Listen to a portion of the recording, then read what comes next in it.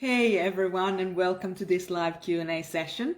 My name is Maria Sumilov. For those of you who don't know me, I'm the personality decoder, and I show you how to heal and grow your relationships without massive disruptions to your day-to-day lives. So today's question is from Annie, and the question is, am I an INFJ or an INFP? I'm confused about my type, and when I do free online tests, I most often get INFJ, INFP, and even an ENFP. I'm definitely not an extrovert. And as an MBTI professional, please can you shed light on how I could know my type and why I keep getting these different results on the online tests. So Annie, thank you very much for this question. It's a great question, and it's actually a question that a lot of people do struggle with out there. Those of us who are into any of these Myers-Briggs or Enneagram, any of these personality decoding tools, we can sometimes get confusion if we're not really in preference specific type. So if there are differences to our wiring, we may be even for years confused about what our type is. So thank you so much, Annie, for asking this question. I think it'll help a lot of other people too. So thank you. Now, let me first acknowledge that there's a lot of good intention with these free online tests. A lot of clarity has been achieved with some of these tests. And while most of the tests actually do want to offer a solution to the user, some of the tests are used what's called as a lead magnet. And a lead magnet is something that brings more business and more contact details to a business, so that they basically take your email address, they capture your email address, and then utilize that email address in different ways. Now, while most of the intent of these tests, I believe, is great, absolutely great, and the intent is pure, as the 2009 song by In Fear and Faith states, the road to hell is paved with good intentions.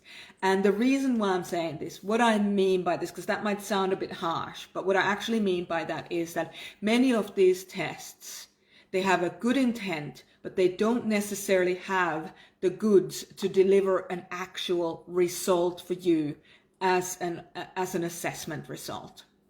So I don't know if you know this, but the official stance of the MBTI, the Myers-Briggs company, is that every person, you, me, Joe Blogs up the road, we all get to decide our own best fit type.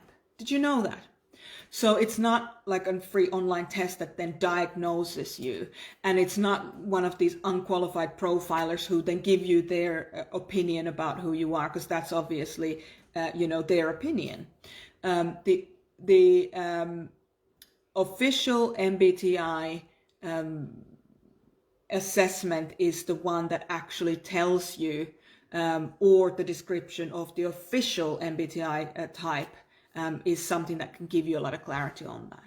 So the reason you, Annie, keep getting these different results with these tests is that those tests don't actually have that nearly 100 years of research and psychoanalysis that the Myers-Briggs system has, the MBTI system has, and that they've invested in creating these systems and these assessments. So anytime you hear the word test in relation to MBTI out there in the world, it's likely that the assessment is not official, because the official practitioners and the MBTI doesn't actually use the word test. They always use the word assessment. Okay, so that's something to kind of keep an eye out for. Now, so it's you, Annie, and you, whoever's tuning into this, it is you who gets to nominate your best fit type. That's it. It's you. Okay?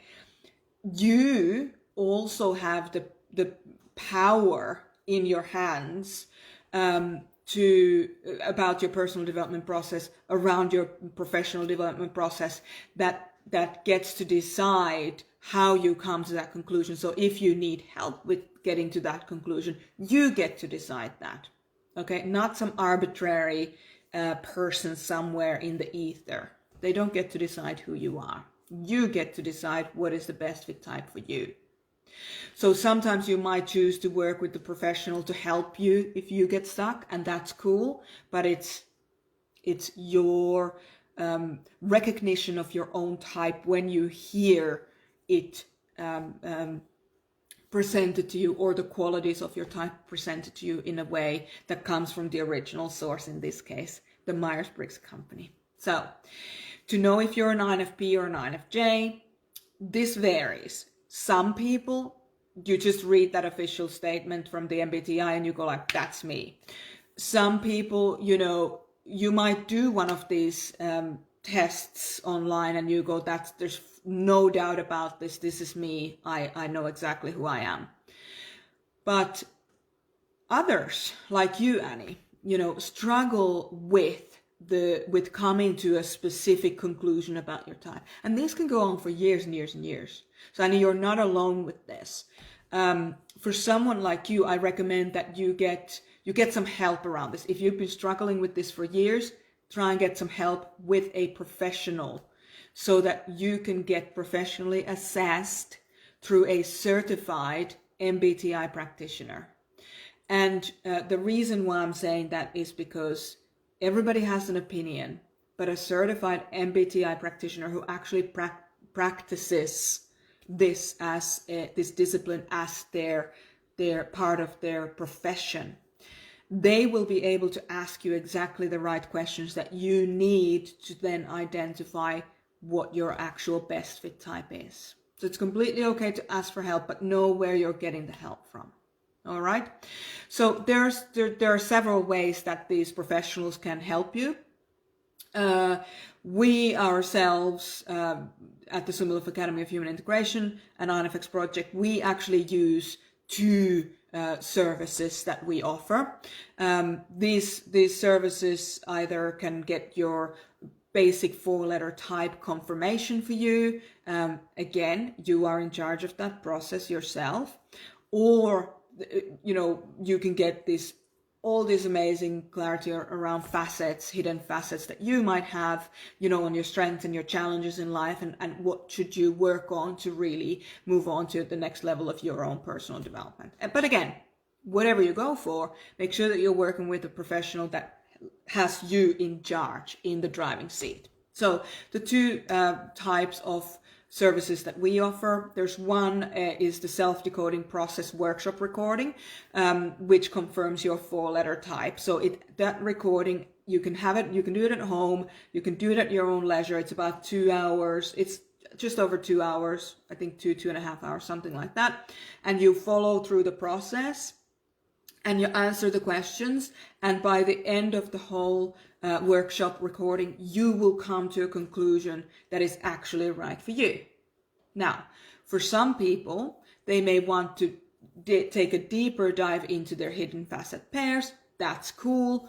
Or if you have too close a call between the self-decoding process recording exercises, so even if you don't have clarity after that, you may consider to do a full personality decoding process on yourself, which includes that particular workshop. It also includes a global step 2 online assessment, which you can take, as well as some one-to-one work with me to come up with strategies on how to utilize your newly found information in your everyday life now.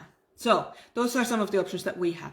Whatever way you go about discovering whether you're an INFJ or an INFP, make sure that you understand that you get to nominate your best fit type. And if you don't feel like you have enough information to nominate your best fit type, that you work with a professional person who has actual Myers-Briggs company training behind them, so that they can ask you the right questions that will then help you identify the right best fit type for you.